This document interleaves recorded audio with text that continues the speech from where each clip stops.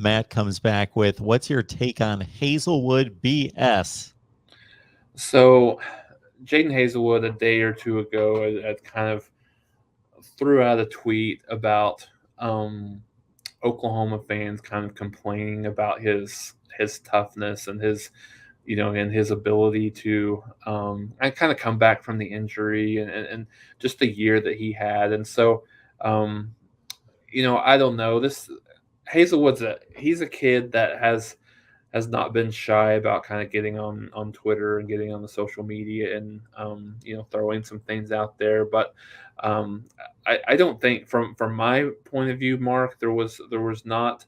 I don't know that there was really any question about his toughness. Was any question about his ability to go out there and make the play? Yeah, he was a little bit slower than a step slower, which you would assume after a kid goes through an ACL injury, right? I mean, it's hard to be at the same level that he was, but I think he's going to do a good job at Arkansas. So, and I don't know, I don't understand completely what the reasoning is. He's moved on. He's been in Arkansas for a while now. I would think that he was, really focused on moving forward. But I kind of heard some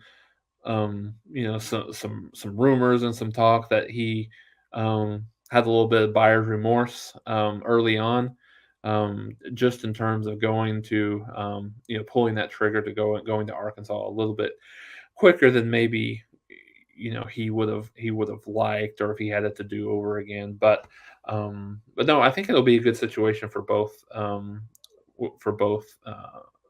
schools, Oklahoma moving forward, and then Jaden Hazelwood, moving on there at Arkansas.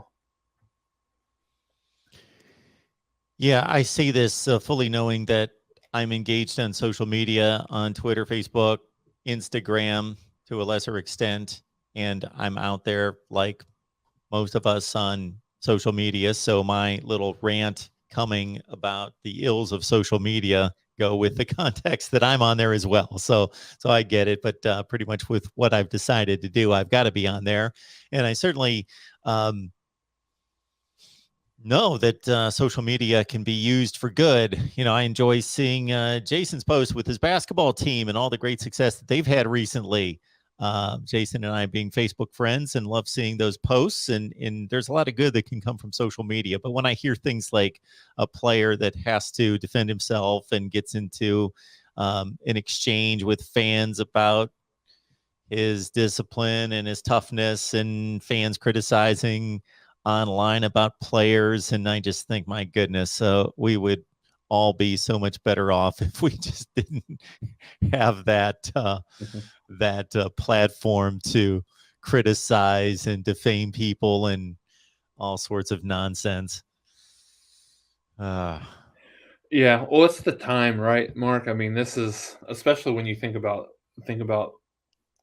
football, you've college football game. You've got that. There's two big lulls that we have a little bit where there's not as much to talk about. That the lull in between when spring practice or the spring game happens from kind of the bowl season or the end of the recruiting cycle, and then you've got obviously the end of spring ball until you get to summer. So this is the first kind of area where there's a little bit more talking going on and more action. So you see some of these things from time to time, and it's just it happens. But I think and that's why I said I don't